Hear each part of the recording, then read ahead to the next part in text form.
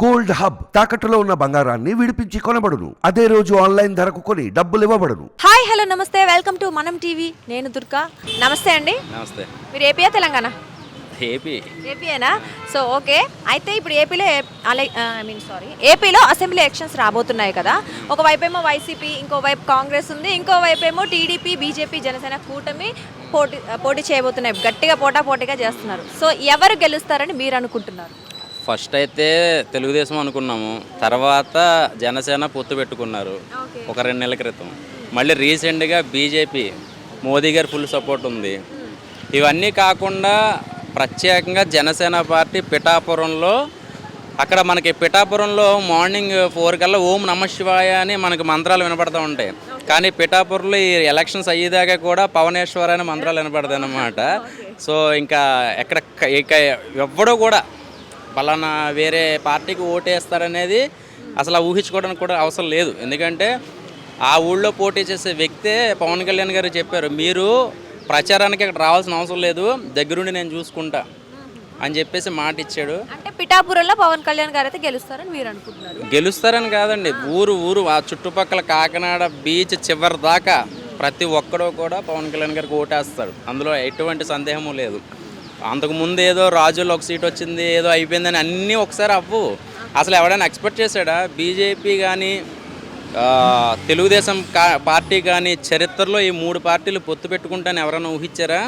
3 పార్టీలు, ఒక పార్టీ అంటే ఓడించగలం, 2 కలిపి ఒక పార్టీని ఓడించగలం. కానీ 3 పార్టీని ఇంకో పార్టీ కొట్టాలంటే అటు అవతల వైసీపీ అన్న మంచి దమ్మున్న పార్టీ అయి ఉండాలి. నిజంగా ఈ 3 పార్టీలు కూడా పోటాపోటీగా యుద్ధంతో ఫ్యాన్ గుర్తు కానీ గెలిస్తే కనుక జగన్ గారు అంత గొప్పోడు లేడు ఒక విధంగా చెప్పాలండి.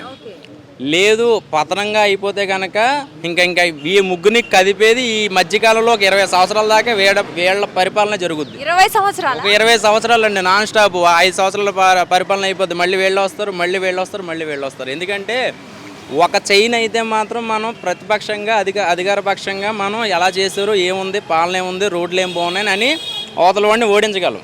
కానీ 3 పార్టీలు అందులో ఎక్స్పర్ట్ క్యాండిడేట్ 3 కలవకపోతే మరి చెప్పలేం. 5 సంవత్సరాలు చచ్చినట్టు ఉండాల్సిందే, అది ఎవరైనా సరే.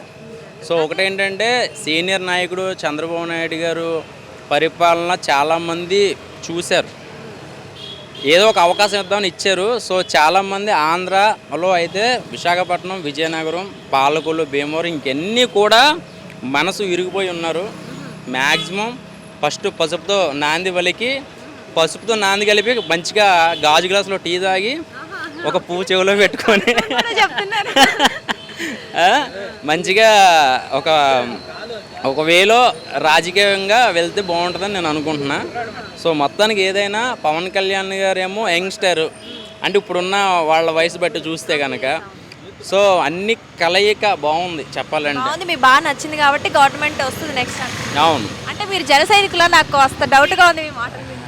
నేను ఖచ్చితంగా జన సైనికుడిని సార్. పవన్ కళ్యాణ్ గారి గురించి గట్టిగా గారు ఒకటే మాట చెప్పారు, నా కోసం మీరు బట్టలు చింపుకోవాల్సిన అవసరం లేదు, నేను కారులో వెళ్తున్నప్పుడు ఫోటోల కోసం పరిగెత్తాల్సిన అవసరం లేదు, పార్టీకి ఓటేయండి. నా కోసం ప్రత్యేకంగా ఫొటోస్ దిగడం కోసమో నా పేరు చెప్పుకుని నా పేరు వాడుకుని మీరు అవతల ఏం చేయాలన్నా నాకు వద్దు. స్వచ్ఛందంగా నా కోసం పోటీ చేస్తే, నా కోసం గెలిస్తే, నా కోసం నడిస్తే, నా వెనకాల నడిస్తే కనుక రక్తం ఉరకలెత్తే రక్తం ఉన్న యువకులు నాకు కావాలని చెప్పారు కదా. సో అందులో నేను ఒకడిని చెప్పాలంటే.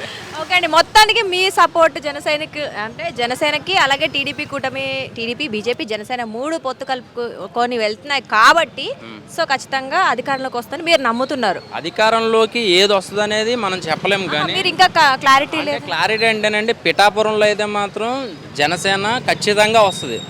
సో ఆయన ఎంపీగా పోటీ చేస్తున్నాడు, ఎమ్మెల్యేగా పోటీ చేస్తున్నాడు. సో ఎమ్మెల్యేగా పోటీ చేస్తున్నాడు.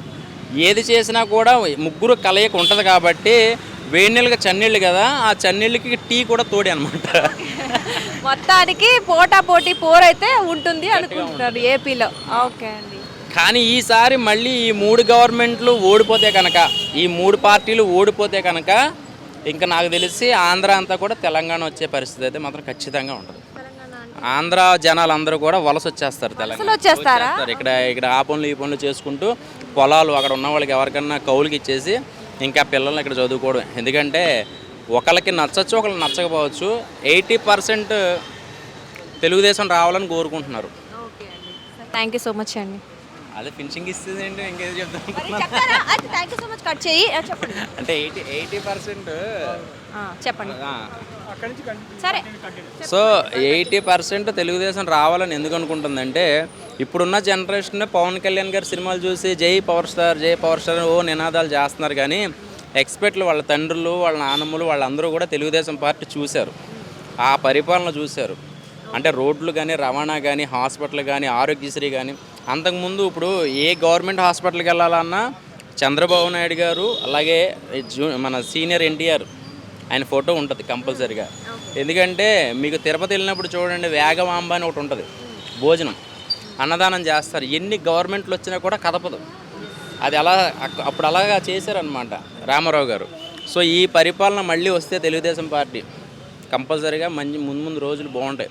ఎందుకంటే ఆయన 20 సంవత్సరాల ముందు ఎలా జరుగుద్దో కల్కి సినిమా ప్రభాస్ గారిది ఉంది కదా, అంటే మనకు ఒక చరిత్ర చూపిస్తాడు, ఒక 100 సంవత్సరాల తర్వాత ఎలాగో అలాగా ఈయన ముందే ప్లాన్ చేసుకుంటాడు.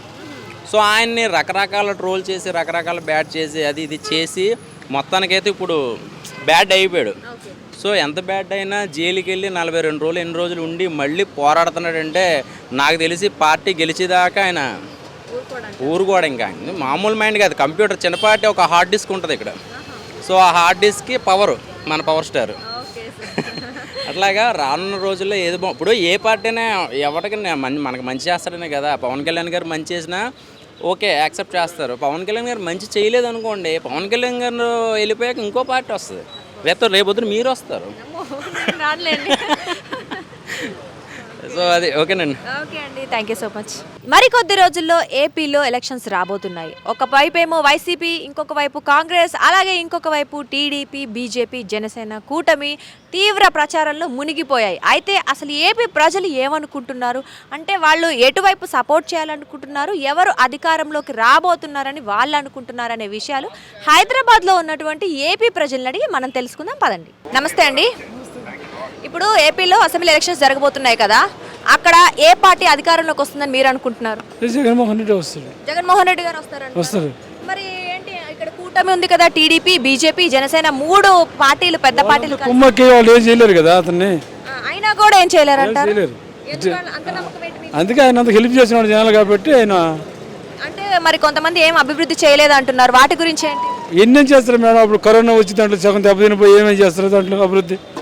అంటే అభివృద్ధి జరిగిందంటారా? జరిగింది, కొంతమంది చేసినప్పుడు కొంతమంది చేయలేదు. అన్ని చేయాలంటే కష్టం కదా అతనికి కూడా.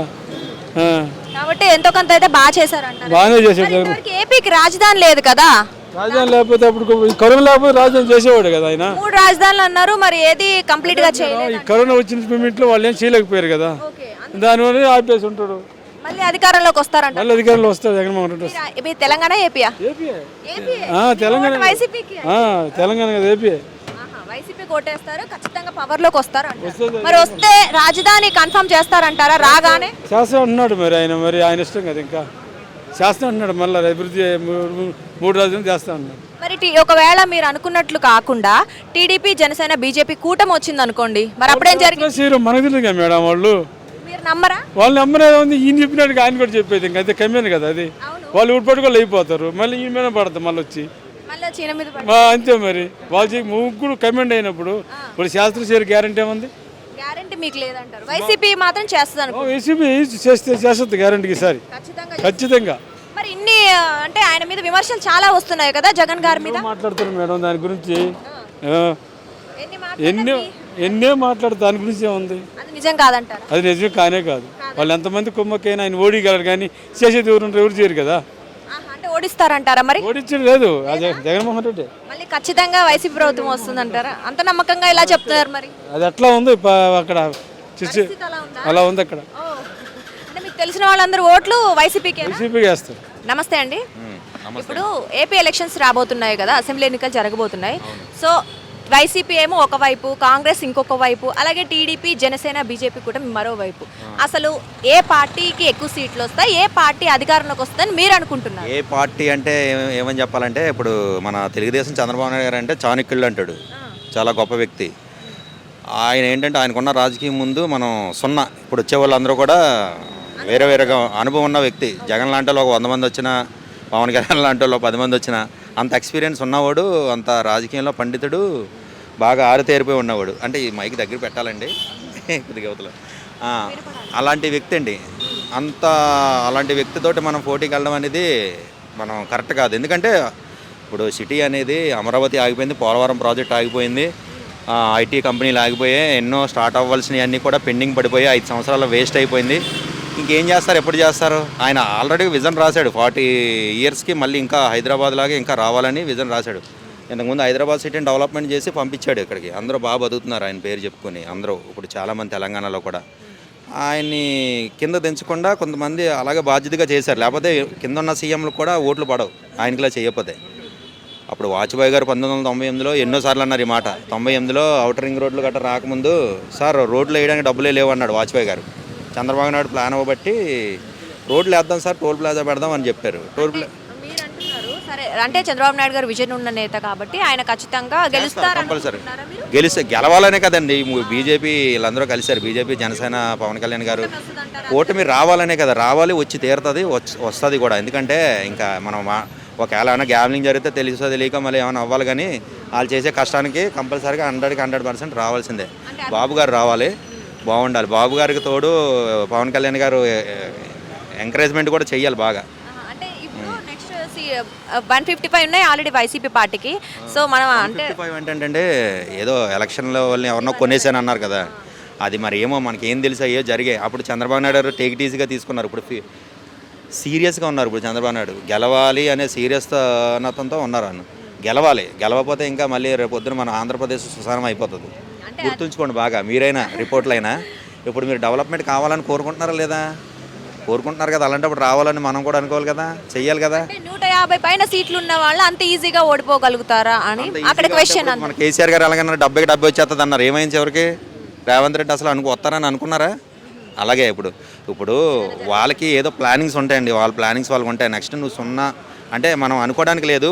పక్కా తెలుగుదేశం, బీజేపీ, అదే మన జనసేన 3 కలిపి రావాలని. ఏంటంటే పవన్ కళ్యాణ్ గారు డబ్బులు పెట్టుంటే ఇంకా డబ్బులు గెలిచేసేవాడు. ఆయన ఏంటంటే గెలుస్తాంలే అన్న మూమెంట్ అయిపోయింది. ఈ రోజుల్లో డబ్బులు పెట్టలేదు రాజకీయంలో ఏది అవ్వదండి. అంటే వాళ్ళు కూడా కొద్దిగా గొప్ప చూసుకుని ముందుకు ఫాలో అవ్వాలి. ఎవరైనా తెలుగుదేశం అయినా, జనసేన అయినా, వీళ్ళైనా, బీజేపీ వాళ్ళైనా కంపల్సరీగా కొద్దిగా సపోర్ట్ చేసుకునేటట్టుగా వాళ్ళకు ఉండాలి. లేకపోతే ఏమవుతుందంటే సపోర్ట్ చేసాక మంచి చేయమనండి, వృద్ధి చేయమనండి. డబ్బులు పెడితే పెట్టారు, చేసాక ఎంతైనా పెట్టుకోమనండి. వాళ్ళు నిజాయితీ అంతా అక్కడే చూపించుకోమనండి. ఇప్పుడు ముందు మీరు వాళ్ళు గెలవాలనుకుంటున్నారు, అధికారంలో రావాలనుకుంటున్నారు కంటే అధికారం నిలబెట్టే బాధ్యత వాళ్ళదే, వాళ్ళు చేసే బాధ్యత వాళ్ళదే, వాళ్ళు చెయ్యాలి అంతే. అంటే ఇప్పుడు మీరు అధికారంలోకి అయితే కూటమి వస్తుంది అంటున్నారు, సార్ రాగానే అభివృద్ధి జరుగుతుంది అంటున్నారు, మరి రాజధాని పరిస్థితి ఏంటి? రావాలనే కదా రాజధాని పరిస్థితి. ఇప్పుడు చంద్రబాబు నాయుడు వస్తే 100% స్టార్ట్ అయిపోద్ది. పోలవరం ప్రాజెక్ట్ అయిపోద్ది. బస్ స్టాండ్లు కానీ, గ్రామీణ పంచాయతీలు కానీ, సచివాలయాలు కానీ అన్నీ కూడా ఇక్కడ ఎలా కట్టారు? అదంతా ఎవరు నేర్పారు? వీళ్ళంతా కేసీఆర్, మన రేవంత్ రెడ్డి గారికి వీళ్ళంతా చంద్రబాబు నాయుడు ఎక్స్పీరియన్సే కదా. ఆయన ఒక విజన్ రాసి మన లెటర్లో మీటింగ్లో చూపించారు కదా, 40 ఇయర్స్ 35 ఇయర్స్లో ఇలా అవుతుంది అని. హామీలు చాలా అన్ని పార్టీలు ఇస్తాయి కదా, మరి ఏదన్నా నమ్ముతారు? హామీలు అంటే తెలుగుదేశం పక్కా చేస్తుందండి. ఎందుకంటే అక్కడ పవన్ కళ్యాణ్ గారు ఉన్నారు. ఏజ్ ఒక్కటి తక్కువ వచ్చినా గొడవ అయిపోతుంది అక్కడ. వాళ్ళకి అలా చేయకూడదు. వాళ్ళు బాధ్యతగా చేస్తారు. బస్ ఛార్జీలు ఉండవని చెప్పారు, గ్యాస్ సిలిండర్లు అన్నారు, ఇంకా వేరే చదువుకునే పిల్లలకి ఉపాధి కల్పిస్తున్నారు, పెన్షన్లు అన్నారు, అవి అన్నారు. అవి మామూలు వస్తాయి, కామన్, అవి రావాలి. ఎందుకంటే ఛార్జీలు మన ఆంధ్రప్రదేశ్లో పెట్టడం అనేది తెలంగాణ కన్నా పెద్దది స్టేట్ అది. కానీ బస్ ఛార్జీలు పెట్టుకుంటున్నారు. మరి చూసుకుని వాళ్ళు గవర్నమెంట్ ఎలా ఫామ్ చేస్తారో, ఏం చేస్తారు అనేది వాళ్ళ చేతిలో ఉంది, మన చేతిలో లేదు. రావాలనే కదండి కోరుకుంటుంది. ఏంటి జై తెలుగుదేశం, జనసేన, బీజేపీ వాళ్ళు రావాలని కోరుకుంటున్నాము. అంటే మీరు అభివృద్ధి కోసం మీరు ఇంతకుముందు చూసిన అభివృద్ధి 1998 నుంచి చూసుకుంటే మీరు చాలా డెవలప్మెంట్ చేశారు బాబు గారు. మీకు వేయాలని మీకు ఇప్పుడే కాదు, నేను ఫస్ట్ గత 15-20 ఏళ్ళ నుంచి మీరంటే మాకు గౌరవమే. అంతకుముందు చిన్నప్పుడు అంటే నాకు ఓహో తెలీదు. ఒక 35 ఇయర్స్ నుంచి చూస్తున్నాను. అది నా సపోర్ట్ ఏంటంటే మా ఇంట్లో వాళ్ళు కూడా జనసేనకి, తెలుగుదేశంకి వేసారండి. తెలుసో తెలియక కొన్ని ఓట్లు అటు జగన్కి వెళ్ళిపోయాయి. అంటే ఓట్లు ఎంత వెళ్ళిపోయినా కూడా అండి ఎలాగైనా సరే తెలుగుదేశానికి తెలుగుదేశానికి ముందు 120 సీట్లు వచ్చాయని సర్వేలో వచ్చింది. జనసేనకి 24 గెలిచారు ఆల్రెడీగా. అది గెలవకుండా ఏదో రాంగ్ జరిగిపోయింది. అది పెద్ద వాళ్ళతో తిరుగుతాం కదా, ఆ సర్వేలో తెలిసింది మాకు. తెలుగుదేశానికి 120 సీట్లు, జనసేనకి 24-28 సీట్లు వచ్చాయి. కానీ అది కనపడలేదు. ఒక సీటు ఎప్పుడు ఏది 2018లో మొన్న ఎలక్షన్ మొన్న ఎలక్షన్లో అలాగే. కానీ జరగడం లేదు. అందుకే ఈసారైనా జాగ్రత్త చూసుకోండి బాబు గారు, మీరేనా మీదే బాధ్యత, పెద్దవాళ్ళు ఎలా చేస్తారో చేయండి, ఆలోచించి డబ్బులు పెడతారో ఏం చేస్తారో పెట్టాక నిజాయితీగా చేయండి. ముందు మీరు గెలవడానికి ట్రై చేయండి. అది ఎందుకంటే చాలా రాజకీయాల్లో చాలా గ్యామ్లింగ్ జరుగుతున్నాయి. జరగకుండా చూసుకునే బాధ్యత మీదే బాబు గారు, మీదే. ఎందుకంటే పెద్దవాళ్ళు, సర్కిల్ ఉన్న వాళ్ళు, మీ ముందు మేమంతా సున్నా. కానీ సున్నా అనట్లేదు, ఆ ఎక్స్పీరియన్స్ మీరు అందరికీ పంచాలి. అది మీరు గెలవాలి, చక్కగా డెవలప్మెంట్ చేయాలి ఆంధ్రప్రదేశ్ని కోరుకుంటున్నాను. ఇంకా చాలు, సెలవండి. థ్యాంక్స్ అండి. ఓకే అండి. నమస్తే అండి. ఏపీలో ఇప్పుడు ఎలక్షన్స్ జరగబోతున్నాయి కదా, రేపు అసెంబ్లీ ఎన్నికలు. అంటే ఏ ప్రభుత్వం అధికారంలోకి వచ్చే అవకాశం ఉంది? వైసీపీ గవర్నమెంట్ మళ్ళీ ఫామ్ అవుతుందంటారా, లేదా టీడీపీ, జనసేన, బీజేపీ కలిసి పోటీ చేస్తున్నాయి కదా పొత్తుగా, సో ఆ గవర్నమెంట్ ఫామ్ అయ్యే అవకాశం ఉందనుకుంటున్నారా, లేదా కాంగ్రెస్కి ఏమైనా ఇంపాక్ట్ చూపిస్తుంది అనుకుంటున్నారా? మీరేమనుకుంటున్నారు? నేను ఇప్పుడు చూసే విధానం అయితే అండి, ఇప్పుడున్న పాలిటిక్స్ అయితే నాకు తెలిసి అయితే జగనే వస్తాడని ఒక గట్టి నమ్మకం అయితే నాకు ఉందండి. జగన్ గారు వస్తారంట. జగన్ గారు అంటే 3 పార్టీలు కలిసి వెళ్తున్నాయి కదా. అంటే 3 పార్టీ కలిసి వెళ్తున్నాయి అంటే అది ఎందుకంటే సింగిల్గా అతన్ని ఓడించాలని బాగా వ్యక్తిగా వాళ్ళు బాగా ఆలోచించారు. ఎందుకో తెలియదు మరి. అంతకనంగా పోటీ చేస్తే పవన్ కళ్యాణ్ సింగిల్గా పోటీ చేసినా బాగుండేది. ఈ చంద్రబాబు కూడా సింగిల్గా పోటీ చేసినా ఇంకా బాగుండేది. ఈ కలిసి రావడం అనేది ఒక బ్యాడ్గా ఉంటుంది. అంటే కలిసి రావడం వల్లనే ఏదైనా దెబ్బతినే అవకాశం ఉందని అవకాశం ఉందని. అంటే జగన్కి ఎఫెక్ట్ ఏం పడదు, జస్ట్ ఓట్లు కొంచెం ఎమ్మెల్యే క్యాండిడేట్లు చేంజ్ అవుతారు, కానీ సీఎం క్యాండిడేట్ అయితే జగనే ఉంటాడని నా అభిప్రాయం. మీ అభిప్రాయం అయితే ఖచ్చితంగా వైసీపీ గవర్నమెంట్ ఫామ్ చేస్తుందనా? అంటే మరి కొంతమంది వచ్చేసి ఈసారి కూటమి అధికారంలోకి వస్తుందని కొంచెం మంది స్ట్రాంగ్గా నమ్ముతున్నారు కదా, సో మీరు అంటే నాకు తెలిసి అంటే నేను ఎక్కువ జగన్ గురించే నేను విన్న వాటిలల్లో పథకాల గురించి అయితే నెంబర్ 1 పొజిషన్లో ఉన్నదంటే ఎక్కువ జగన్ పెట్టిన పథకాల వల్ల బాగా జనంకి దగ్గరికి వెళ్తున్న పథకాలు అనేది విన్నా. ఎందుకంటే మంచి చేస్తే ఎవరైనా ఇంపాక్ట్ ఓట్లు కూడా అట్టే చేస్తారు. అంటే సంక్షేమ పథకాలు ఉన్నాయి కానీ అభివృద్ధి జరగలేదు అని వినిపిస్తున్నాయి. అలాగే రాజధాని కూడా ఇంకా తేల్చుకోలేదు కదా, సో ఆ విమర్శలు వస్తున్నాయి కదా, మీరేమంటారు మరి?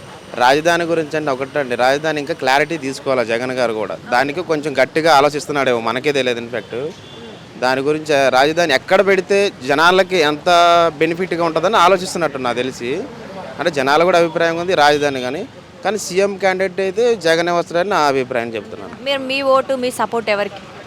నేను జై జగన్ అంటే జై జగన్. ఓకే, ఖచ్చితంగా వస్తుందని అయితే మీరు నమ్మకం వ్యక్తం చేస్తున్నారు. మరి ఈసారైనా రాజధాని కన్ఫర్మ్ చేస్తారా ఒకవేళ అధికారంలోకి వస్తే? ఈసారి కన్ఫర్మ్ అయితే రాజధాని కన్ఫర్మ్. మరి అభివృద్ధి సంగతి? అభివృద్ధి కూడా చాలా బాగుంది కండి. విలేజ్లలో పథకాలు నెంబర్ 1గా నడుస్తున్నాయి అందరికీ. మీరు చూసినట్టయితే ఆయన పెట్టిన పథకాలు కానీ ఇంకెక్కువే. మన భారతదేశంలో నెంబర్ 1గా పథకాలు పెట్టిన సీఎం అంటే జగనే. మీకు బాగా నచ్చింది అయితే జగన్ గారి పాలన?